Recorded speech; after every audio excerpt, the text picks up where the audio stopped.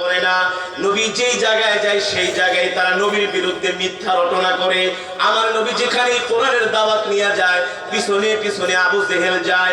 আবু জেহেল যায় বলে, এ মক্কার যুবকেরা শোনো শোনো, তোমরা মুহাম্মদের কোরআনের দাওয়াত গ্রহণ করবা না, কারণ মুহাম্মদ হচ্ছে একজন মিথ্যাবাদী। নাউজুবিল্লাহ। আর জোরে বলেন নাউজুবিল্লাহ। আমার নবী কোরআনের তেলাওয়াত করে আর মক্কার যুবকেরা নবীর কোরআন তেলাওয়াত শুনে। আল্লাহ নবী মক্কার যুবকদেরকে ডাইকা বলে, শোনো শোনো, এই যুবকেরা, মুহাম্মদ বানায়া বানায়া কোরআন পড়ে। তিনি এই কোরআন, তিনি আসলে কোরআন পড়ে না, তিনি বানায়া বানায়া কবিতা পড়ে আর তোমাদেরকে কবিতা শোনায়, আর এই কবিতাকে সে কোরআন বলে চালায় দেয়। আল্লাহ রাব্বুল আলামিন বলেন, ওয়ামা আল্লামনাহু শি'রা ওয়ামা ইয়ানবাগি লাহু ইন হুয়া ইল্লা যিকরুন ওয়া কুরআনুম মুবিন। না না না, আমার নবীর পক্ষে কখনো কবিতা বলা এটা তার পক্ষে শোভা পায় না। ও নবী, আপনি বলে দেন, আপনি যেটা তেলাওয়াত করেন এটা আমি আল্লাহ রাব্বুল আলামিন আপনার উপরে নাজিল করেছি, এটা হচ্ছে আমার কোরআন। ঠিক কিনা বলে? সম্মানিত হাজিরিন ও যুবক, মক্কার কাফিররা এত ষড়যন্ত্র চক্রান্ত করে মক্কার কাফিররা কোরআনের দাওয়াত বন্ধ করতে পারে না। মুসলমানদের যেখানে পায় সেখানেই মারধর করে, মুসলমানদেরকে রাস্তায় পাইলে গালি দেয়, মুসলমানদেরকে গরিব বলে গালি দেয়, আমার নবীকে গরিব বলে গালি দেয়। আমার নবী নামাজ পড়ার জন্য কাবার চাবি চায়। মক্কার কাফেররা বলে, মুহাম্মদ, তোমাকে আমরা কাবার চাবি দিব তো দূরের কথা, তুমি একটা গরিব মানুষ, তোমাকে আমরা কাবার চাবি দিব না, তোমাকে আমরা কাবায় ঢুকতে দিব না, বাইতুল্লাহে ঢুকতে দিব না। এই কথা শোনার পরে আমার নবীর হৃদয়টা ভেঙে খান খান হয়ে যায়। সাহাবায়ে কেরামের চোখে পানি চলে আসে। আল্লাহর নবী সহ্য করতে পারে না। নবী আমার সাহাবীদেরকে ডাক দিয়া বলে, ও সাহাবীরা, কষ্ট পায়ো না, কষ্ট পায়ো না, দুঃখ পেও না, দুঃখ পেও না।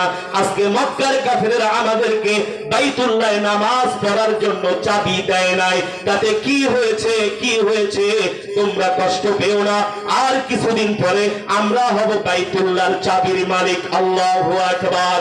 শুধু বাইতুল্লাহর চাবির মালিক হব না, আমরা হব মক্কার শাসনকর্তা। আল্লাহু আকবার। আমি বলে, আবু বকর, আমি হব প্রেসিডেন্ট আর তুমি হবে চিফ জাস্টিস, বিচারপতি। সুবহানাল্লাহ। যুবকেরা আস্তে গো সুবহানাল্লাহ। আমার সাহাবীদেরকে বলতেছেন, এ সাহাবীরা, চোখের পানি মোছ, কষ্ট পাইস না, একটু ধৈর্য ধর, সবর কর। ইন্নাল্লাহা মা'আস সাবিরিন, আল্লাহ তাআলা ধৈর্যশীলদের সাথে থাকে। এ সাহাবীরা, হতাশ হইও না, ধৈর্য হারা হইও না। ও সাহাবীরা, ওরা আমাদেরকে মক্কার চাবি দেয় নাই, বাইতুল্লাহর চাবি দেয় নাই নামাজ পড়ার জন্য, তাতে কি হয়েছে? আর কিছুদিন পরে ওই চাবির মালিক হব আমরা।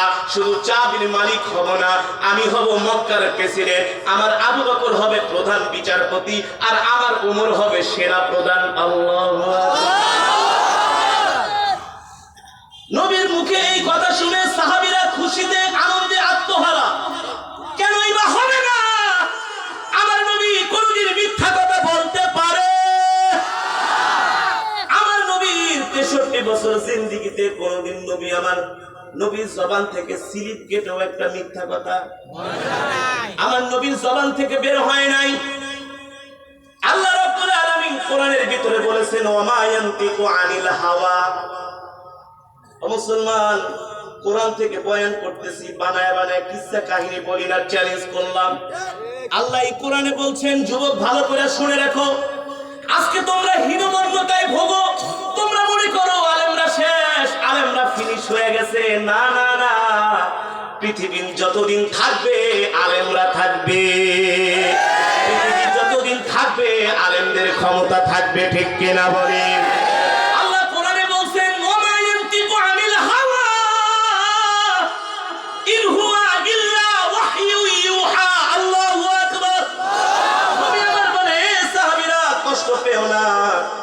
আমরা কিছুদিন পরে মক্কার শাসন করতে, আমি হব প্রেসিডেন্ট। এই মক্কা চলবে আমাদের নির্দেশে, আমরা যেটা আইন করব সেটাই হবে, আমাদের কথা মতো মক্কার কাফেররা উঠবে আর বসবে। এই কথা শুনে সাহাবীরা তারা আনন্দে আত্মহারা হয়ে গেল। তারা তো জানে আল্লাহর নবী মিথ্যা কথা বলতে পারে না। 63 বছর জিন্দেগিতে কোনোদিন আল্লাহর নবী একটা মিথ্যা কথা তো দূরের কথা, কোনোদিন আল্লাহর নবীর জবান থেকে একটা অনর্থক কথাও বের হয় নাই। এই কথা বলেছেন কে? আল্লাহ। ওয়া মা ইয়ানতিকু আনিল হাওয়া ইন হুয়া ইল্লা ওয়াহয়ু ইউহা। আল্লাহ বলে, ও নবী আপনি দুনিয়ার মানুষদেরকে বলে দেন আপনার থেকে আপনি কোনো কথা বলেন না, আমি আল্লাহ আপনাকে যা শিখায় দেই তাই আপনি বলেন। তার মানে আমার নবী বলেছে আমি হব মক্কার প্রেসিডেন্ট, এটা বলেছেন কে? আল্লাহ। কে? আল্লাহর কথা কি কোনোদিন মিথ্যা হতে পারে? আল্লাহর কথা মিথ্যা হতে পারে না, নবীর জবানের কথাও মিথ্যা হতে পারে না। এই কথা শুনে সাহাবীরা খুশিতে একেবারে আত্মহারা হয়ে আবু জেহেলের কাছে চলে গেছে। আবু জেহেল শোন, আবু লাহাব শোন, উতবা সাইবা শোন, তোরা আমাদেরকে বাইতুল্লাহর চাবি দেস নাই নামাজ পড়ার জন্য। কিছুদিন পরে এমন সময় আসবো আমরা হব বাইতুল্লাহর চাবির মালিক, আমরা হব মক্কার শাসনকর্তা, আমরা মক্কাকে শাসন করব। আমাদের নবী মুহাম্মদ হবে মক্কার প্রেসিডেন্ট, আবু বকর হবে প্রধান বিচারপতি, আর ওমর হবে সেনা প্রধান। এই কথা শোনার পরে মক্কার কাফেরেরা বলে, মিয়া 2 টাকার মোল্লা সিরা কাঁথা গায়ে দিয়া ঘুমাও, লাখ টাকা স্বপ্নে দেখো না, তোমরা মক্কার প্রেসিডেন্ট হইবা, তোমাদের মতো গরিব মানুষ। সাহাবায়ে কেরাম বলে, কাফেরের বাচ্চারা শুইনা রাখ, আমার নবী যে কথা তার জবান দিয়া বলেছে, চন্দ্রের আলো সূর্যের আলো মিথ্যা হতে পারে, আমার নবীর জবানের কথা মিথ্যা হতে পারে না। ওয়া মা ইয়ানতিকু আনিল হাওয়া ইন হুয়া ইল্লা ওয়াহয়ু ইউহা। আল্লাহ বলে আমার বন্ধু তার জবান দিয়া কোনো কথা বলে না যতক্ষণ পর্যন্ত আমি তাকে দিয়া না বলাই, ঠিক কিনা বলে? আল্লাহ বলে আমি বলতে বলি, তারপরে আমার বন্ধু বলে, আর সাহাবায়ে কেরাম বলে আমার নবী যেটা বলেছেন সেটা আমার আল্লাহর কথা, আল্লাহর কথা কোনোদিন মিথ্যা হতে পারে না, নবীর কথা কোনোদিন মিথ্যা হতে পারে না। মক্কার কাফেরেরা রে, তোরা আমাদেরকে বাইতুল্লাহর চাবি দেস নাই, মনে রাখিস, মনে রাখিস, আর কিছুদিন পরে তোরা আমাদের ভয়ে ঘরের মধ্যে পালায়া থাকবি দরজা লাগায়া। আল্লাহু আকবার। ও মুসলমান, এটা হচ্ছে ইসলামের ইতিহাস, ভালো করে শুনে রাখো। আল্লাহর নবী মক্কার জমিনে কোরআনের দাওয়াত দেয়, পিছে পিছে আবু জেহেল যায় মক্কার যুবকদেরকে বলে, শোনো শোনো, এই মুহাম্মদের কথা বিশ্বাস করবা না, সে তোমাদেরকে বানায় বানায় কবিতা শোনায় আর কোরআন বলে চালায় দেয়। এ নাউজুবিল্লাহ, এ শোনো শোনো, মুহাম্মদের কথা বিশ্বাস করবা না, সে হচ্ছে একটা জাদুকর, মুহূর্তের মধ্যেই মানুষদেরকে সে জাদু করে। আবু জেহেলের মতো স্বভাবের মানুষ এখনো বাংলার জমিনে আছে, যারা কিনা কথায় কথায় আলেমদেরকে বিরোধিতা করে। আছে কি আছে না? এই যে এখানে ওয়াজ হইতে আছে, কিছু মানুষ দূরের থেকে হুজুরি কি চিল্লাচিল্লি করে, সাথে কতগুলা পাগল হয়ে গেছে। আর উনি চায়ের দোকানে বসা ওই যে বেদের মেয়ে জোসনা আর বাংলা সিনেমা দেখে আর চা খায়, খুব ইমানওয়ালা। কি হলা? নামাজে ডাক দিলে কয় তোমাদের নামাজ তোমরা পড়ো, আমার ইমান তোমাদের চেয়ে মজবুত, বলে কি বলে না? এটা নাম্বার 1 একটা পাটপাড়, ঠিক কিনা বলে? যার কাছে নামাজ নাই তার কাছে দ্বীন নাই। কি নাই? দ্বীন নাই। আবু জেহেলের স্বভাবের মানুষ সমাজের মধ্যে আছে, কিয়ামত পর্যন্ত থাকবে। তোমরাই যত চিলকাও, যত এলার্জি দিয়া চুলকাও, কোনো লাভ হবে না। ইসলাম ছিল, ইসলাম আছে, ঠিক কিনা বলে? আল্লাহর নবী কোরআনের দাওয়াত দেয়, মক্কার কাফেররা কোনোভাবেই কোরআনের দাওয়াত সহ্য করতে পারে না। এ কারণে বাংলাদেশে ওয়াজ মাহফিল হয়, আমাদের দেশের কিছু ভাই আছে তারা বলে হুজুররা কেন এত জোরে জোরে ওয়াজ করে, বলে কি বলে না? তাদের কাছে এটা মজা লাগে না, ঠিক কিনা বলেন? আরে মজা না লাগলে কি হবে? আল্লাহর জমিনে আল্লাহর কোরআনের তেলাওয়াত আল্লাহ চালাবে। ইন্না নাহনু নাযালনা যিকরা ওয়া ইন্না লাহু লাহাফিজুন। যে কোনো উপায়ে আল্লাহ তাআলা তার কোরআনকে হেফাজত করবে, ঠিক কিনা বলেন? তার কোরআনকে আল্লাহ কাদের মাধ্যমে হেফাজত করবে?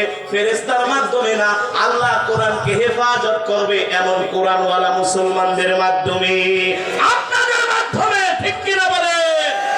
কিয়ামত পর্যন্ত একদল মুসলমান হকের পক্ষে থাকবে। ওয়াদাকার আল্লাহ, ওয়াদাকার। কিয়ামত পর্যন্ত একদল যুবক ইসলামের পথে, কোরআনের পথে, কোরআনের পক্ষে থাকবে, আলেমদের পক্ষে থাকবে। আল্লাহ আমাদের কবুল করুন। আরো জোরে বলেন। এবার আসো যুবক, আমার নবী যখন কোরআনের দাওয়াত দেয়, মক্কার কাফেররা কোন দিক থেকে কোরআনের দাওয়াত বন্ধ করতে পারে না। কিভাবে পারবে? ইন্নাদ দীনা ইনদাল্লাহিল ইসলাম, আল্লাহর কাছে মনোনীত ধর্ম হচ্ছে ইসলাম। আল ইয়াওমা আকমালতু লাকুম দীনাকুম ওয়া আতমামতু আলাইকুম নি'মাতি ওয়া রাদিতু লাকুমুল ইসলাম দীনা। একমাত্র কমপ্লিট জীবন ব্যবস্থার নাম হচ্ছে ইসলাম। ঠিক কিনা বলে? ও মুসলমান, মক্কার কাফেররা মিটিং এ বসলো, কোনোভাবেই আমরা ভাতিজা মুহাম্মদকে থামাইতে পারি না, কোরআনের দাওয়াত বন্ধ করতে পারি না। কি করা যায়, কি করা যায়? আবু জেহেল বলে আমার কাছে একটা আইডিয়া আছে। কি আইডিয়া? আবু জেহেল বলে চলো চলো আজকে আমরা যাই আবু তালিবের বাড়িতে যাই, আবু তালিবের বাড়িতে যাই মুহাম্মদকে আমরা শেষবারের মতো একটা থ্রেট মেরে আসি, মুহাম্মদকে আমরা হুমকি ধামকি মেরে আসি।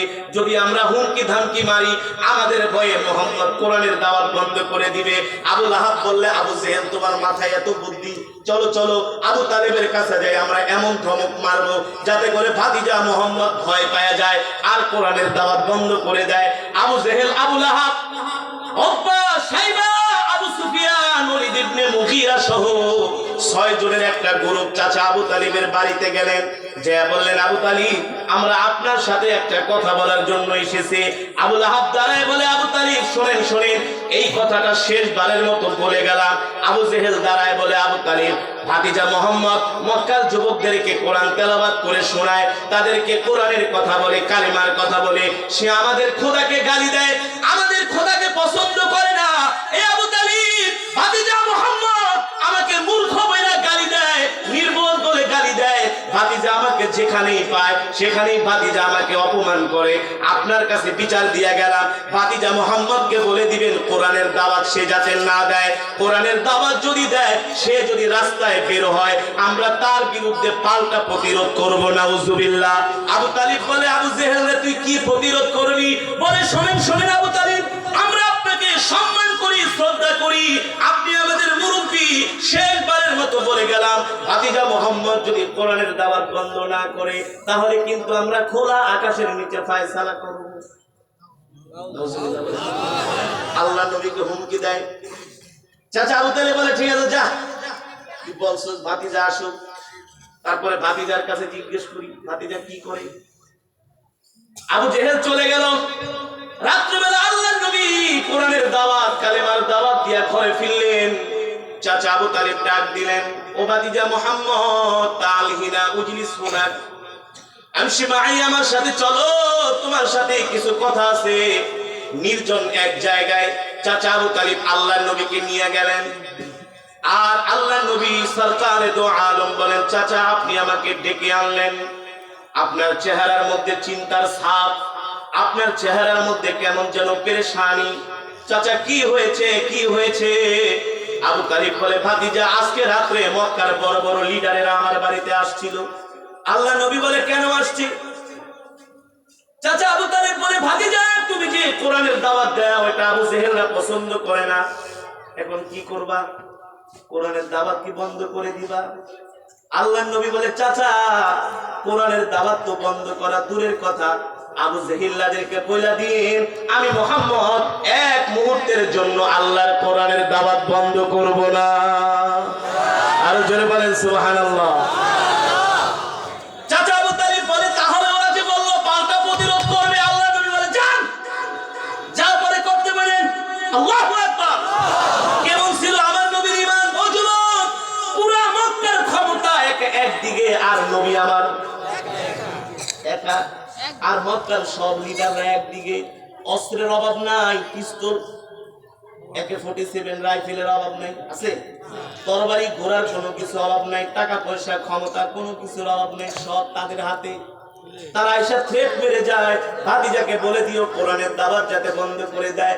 আল্লাহ নবী বলে, চাচা ওদেরকে সাফ জানায় দিন, পরিষ্কার জানায় দিন, এক মুহূর্তের জন্য আমি আল্লাহর নবী কোরআনের দাওয়াত বন্ধ করব না। আল্লাহু আকবার। আবার সকালবেলা আবু জেহেল আসছে, কি করছে? আবার আসছে। শয়তান তো বোঝেন না, শয়তান সবসময় কি লেগেই থাকবে। আবার শয়তানরা সকালবেলা আসছে, আবু তালিব কি খবর? এ আবু জেহেল, ভাতিজা বলছে কোরআনের দাওয়াত বন্ধ করবো না, তোরা যা পারস করিস। আল্লাহু আকবার। আবু জেহেল লজ্জা পাইছে কি পাইছে না? এবার মক্কার সব শয়তানদেরকে নিয়ে মিটিং এ বসছে, শোনো শোনো, ভাতিজা মুহাম্মদকে কোনোভাবে দমাইতে পারছি না, থামাইতে পারছি না, কি করা যায়? মক্কার কাফেররা বলে চলো চলো চূড়ান্ত একটা ধমক দিয়ে আসি, এই ধমকে যদি কাজ না হয়, আর কোনো ধমক নয়, সামনে থেকে তরবারি নিয়ে আমরা মুহাম্মদের সাথে প্রতিরোধ করব। নাউজুবিল্লাহ। আবার মক্কার কাফেররা আসলেন। মক্কার কাফেররা আসার পরে চাচা আবু তালিবকে বললেন, ও আবু তালিব, এবার কিন্তু শেষবারের মতো বইলা গেলাম, আর কিন্তু কোনো সময় বলতে আসবো না। ভাতিজাকে বলে দিও সে যাতে কোরআনের দাওয়াত আজকের পর থেকে আর না দেয়, কাবার চত্বরে যাতে কোরআন না পড়ে, কাবায় যায় যাতে নামাজ না পড়ে, কাফেরদের বাড়িতে ঘুরে ঘুরে যাতে কোরআনের দাওয়াত না দেয়। ভাতিজাকে শেষবারের মতো সাবধান করে গেলাম। চাচা আবু তালিব বলে, আবু জেহেল যাও যাও, রাত্রবেলা ভাতিজা আসুক, তার সাথে আমি রাত্রবেলা ফয়সালা করব। ঠিক আগের মতোই আল্লাহর নবী রাত্রবেলা ঘরে আসলেন। চাচা আবু তালিব ডাকলেন। আজকে চাচা আবু তালিবকে বেশি পেরেশান মনে হয়। চাচা আবু তালিব একটু ভয় পেয়ে গেছেন। মক্কার কাফেরেরা শক্ত ভাষায় আল্লাহর নবীকে ধমক দিয়ে গিয়েছেন। আল্লাহর নবীকে ডাকার পরে চাচা আবু তালিব বললেন, ভাতিজা এবার বলো শেষ ফাইনালে তুমি কি করতে চাও? ও ভাতিজা, মক্কার কাফেরেরা প্রস্তাব দিয়ে গেছে, তুমি যদি ক্ষমতা চাও তোমাকে ক্ষমতা দেওয়া হবে, তুমি যদি নেতৃত্ব চাও তোমাকে মক্কার নেতা বানানো হবে, তুমি যদি মক্কার সুন্দরী রমণীদেরকে বিবাহ করতে চাও সব সুন্দরী রমণীদেরকে তোমার ঘরে পাঠায় দেওয়া হবে, তারপরে তুমি কোরআনের দাওয়াত বন্ধ করো। ও যুবক, আজকে তো সমাজের মধ্যে 500 টাকার জন্য আমরা ঈমান বিক্রি করে দিই। 500 টাকা দিলে মৌলবি ফতোয়া ঘুরায় দেয়। 500 টাকার লোক সামলাইতে পারে না, ইসলামের বিরুদ্ধে ফতোয়া দেয়, দ্বীনের বিরুদ্ধে ফতোয়া দেয়। ঠিক কিনা বলেন? আল্লাহ নবী বললেন, ও চাচা, মক্কার কাফেররা আমাকে ক্ষমতার লোক দেখায়, নেতৃত্বের লোক দেখায়, সুন্দরী কন্যার লোক দেখায়, আপনি মক্কার কাফেরদেরকে সাফ সাফ জানায় দিবেন, মক্কার কাফেরদেরকে সাফ সাফ জানায় দিবেন, লাম্মা লাম্মা রাআল কমারা ইয়ামিনি ওয়াশ-শামসা ইয়া শিমালি, আপনি মক্কার কাফেরদেরকে জানায় দেন, এক হাতে যদি আমাকে চন্দ্র দেওয়া হয় আর এক হাতে যদি আমাকে সূর্য দেওয়া হয়, আমি মুহাম্মদ কোরআনের দাওয়াত থেকে দূরে সরে যাব না। আল্লাহু আকবার। নবী আমার কতক্ষণ চিন্তা করি। চাচা আবু তালিবকে বললেন, চাচা মক্কার কাফেরেরা যেহেতু আমার বিরুদ্ধে ষড়যন্ত্র শুরুই করেছে, এর একটা সুরাহা হওয়া দরকার। কথা বলেন, কথা বলেন। আল্লাহ নবী বলে, তারা আমাকে হুমকি দিয়ে গেছে, আমাকে তারা তলোয়ার দিয়ে প্রতিরোধ করবে, কিন্তু আমি নবী কোনো মারামারি কাটাকাটি রক্তপাত চাই না। এই কারণে ইসলাম কখনো রক্তপাত সমর্থন করে না। আলেমদেরকে মারা হয়, আলেমরা তার প্রতিবাদ করে না, খালি আল্লাহর কাছে দোয়া। কার কাছে? আল্লাহর কাছে। আলেমদেরকে গালি দেওয়া হয়, আলেমরা কিছুই বলে না। মসজিদের সভাপতি, সেক্রেটারি ইমামকে গালি দেয়, দেয় না?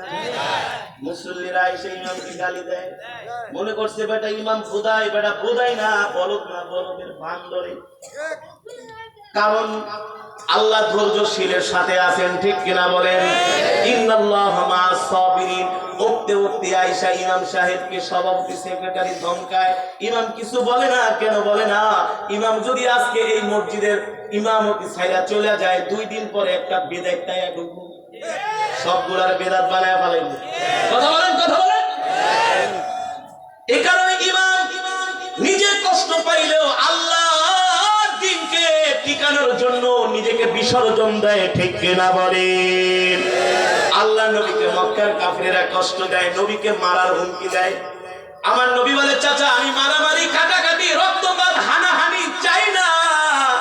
মক্কার কাফেররা আমাকে মারার হুমকি দিছে, আমি মক্কার কাফেরদেরকে একটা প্রস্তাব দেই, আপনি শুনেন। মক্কার কাফেরদেরকে যায় বলেন তারা যেন আমার সাথে একটা সরাসরি মিটিং এ বসে, একটা বৈঠকের মধ্যে বসে। যদি আমার সাথে তারা মিটিং এ বসে, বৈঠকে বসে, সামনাসামনি একটা মিটিং হলে, বৈঠক হলে একটা সমাধান বের হবে। হবে কি হবে না? এই কথা শোনার পরে চাচা আবু তালিব খুশি হয়ে গেল, বলল, ভাতিজা তোমার আইডিয়া সুন্দর, ঠিক না? কারণ আমার নবী কোনোদিন কোনো মানুষের মনে কষ্ট, কোনো মানুষকে একটা গালিও দেয় নাই, ঠিক কিনা বলেন? আমার নবী সুন্দর কথা বলেছেন। যান চাচা, আবু জেহেলদেরকে যে বলেন তারা যাতে আমার সাথে একটা মিটিং এ বসে, একটা মিটিং এ বসলে একটা সুরাহা হবে, একটা সমাধান বের হয়ে আসবে। চাচা আবু তালিব দৌড়ায় চলে গেলেন আবু জেহেলের বাড়িতে। আবু জেহেল রে, তোদের জন্য খুশির খবর আছে। আবু জেহেল বলে, আবু তালিব কি খুশির খবর? আরে শোনো শোনো, ভাতিজা বলছে তোমাদের সাথে একটা মিটিং এ বসবে, কি কারণে তোমরা তার বিরোধিতা করো, এই বিরোধিতা গুলা শুনবে। আবু জেহেল বলে, ভাতিজা মোহাম্মদ তো ভালো মানুষ। আবু লাহাবের বাড়িতে আবু জেহেল চলে গেছে। আবু লাহাব, আসো আসো, ভাতিজা মোহাম্মদ বলছে আমাদের সাথে মিটিং এ বসবে, কিন্তু শোনো শোনো, মিটিং এ বসার আগে আমরা একটা কাজ করি, ভাতিজাকে আমরা কিছু শর্ত দেই, যদি সে আমাদের এই শর্তগুলা মানে তাহলে আমরা তার সাথে কোনো মারামারি কাটাকাটিতে যাব না। আবু লাহাব বলে, কি শর্ত দিবা? আবু জেহেল বলে, 1 নম্বরের শর্ত হলো আমরা ভাতিজাকে 5টা শর্ত দিব। কয়টা? জোরে বলেন, কয়টা? আবু জেহেল বলে, আবু তালিব আমরা ভাতিজাকে 5টা শর্ত দিব, যদি 5টা শর্ত ভাতিজা মানে তাহলে আমরা তার সাথে মিটিং এ বসবো। চাচা আবু তালিব চলে আসলেন আল্লাহর নবীর কাছে। ও মুহাম্মদ, মক্কার লিডারেরা বলেছে তোমার সাথে মিটিং এ বসবে, কিন্তু 5টা শর্ত দিবে। আল্লাহ নবী বলে, ও চাচা কি কি 5টা শর্ত দিবে? যান যান জেনে আসেন। আবু জেহেলের বাড়িতে চলে গেছে। আবু জেহেল মক্কার বড় বড় লিডারদেরকে নিয়ে মিটিং এ বসছে। শোনো শোনো, ভাতিজা মোহাম্মদকে আমরা 5টা শর্ত দিব, সে যদি আমাদের 5টা শর্ত মেনে নেয় তাহলে তার বিরুদ্ধে আমরা কোনো প্রতিরোধে যাব না।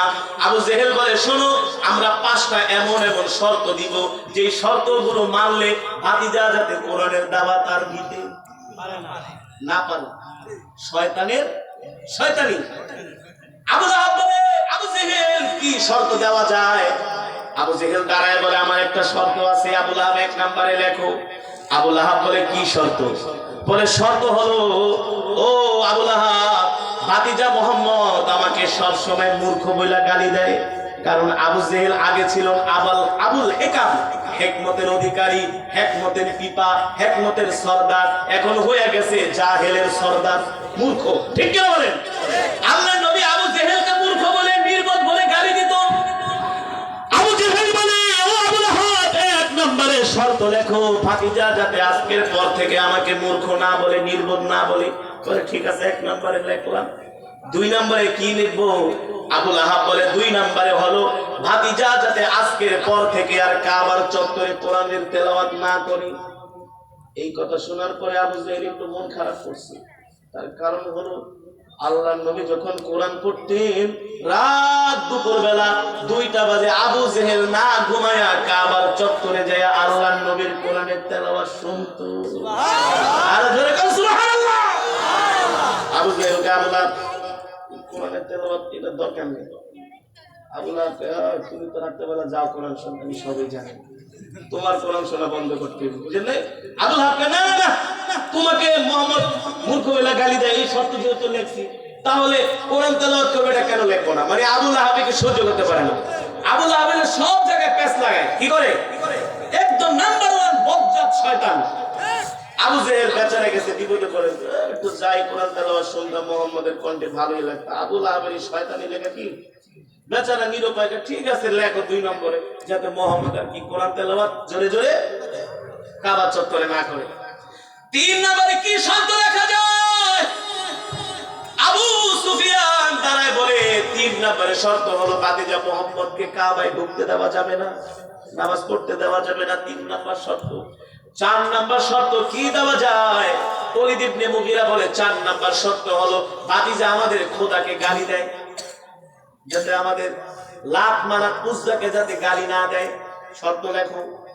5 নম্বরে কি শর্ত দেওয়া যায়? সাইবা বলে, 5 নম্বরের শর্ত হলো আজকের পর থেকে ভাতিজা যাতে কোনো কাফেরের বাড়িতে যায় কালেমার দাওয়াত না দেয়। এই 5টা শর্ত লেখা হলো। আবু তালিবকে বলা হলো, যাও যাও এই শর্ত নিয়ে মুহাম্মদের কাছে যাও, যে দেখো মুহাম্মদ কি বলে। আল্লাহ নবীর কাছে শর্তের কাগজ দিলেন। আল্লাহ নবী দেখতেছেন 1 নম্বরে আবু জেহেলকে মূর্খ নির্বোধ বলে গালি দেওয়া যাবে না।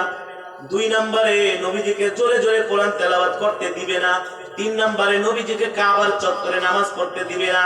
4 নম্বরের শর্ত হলো আল্লাহর নবী যাতে তাদের লাত মানাত উজ্জা তাদের খোদাকে যাতে ভৎসনা না করে। 5 নম্বর শর্ত হলো আল্লাহর নবী যাতে কোনো কাফেরের বাড়িতে কালেমার দাওয়াত দিতে না পারে। আপনাদের কাছে আমার প্রশ্ন, মক্কার কাফেরদের এই 5টা শর্ত যদি আমার নবী মেনে নেয়, নবীর আর কোরআনের দাওয়াত দেওয়ার কোনো মক্কার জমিনের সুযোগ থাকে না? থাকে? ঠিক কাফের মুশরিকরা এভাবেই ইসলামের বিরুদ্ধে ষড়যন্ত্র করে। ঠিক কি না বলেন? আল্লাহর নবী শর্তের কাগজ পড়তেছে আর নবীর চোখ দিয়া ঝরঝর করে পানি পড়ে। বলে আল্লাহ, আমার কওমরা, আমার বংশের মানুষেরা আমার উপরে এমন শর্ত চাপাই দিল মালিক, আমি যদি তাদের শর্ত মেনে নেই মক্কার জমিনে আমি কোরআনের দাওয়াত দিতে পারবো না। আর কোরআনের দাওয়াত না দিলে আমি এই কাফেরদেরকে কিভাবে মুসলমান বানাবো, তাদের কানে কিভাবে কোরআনের দাওয়াত পৌঁছে দিব?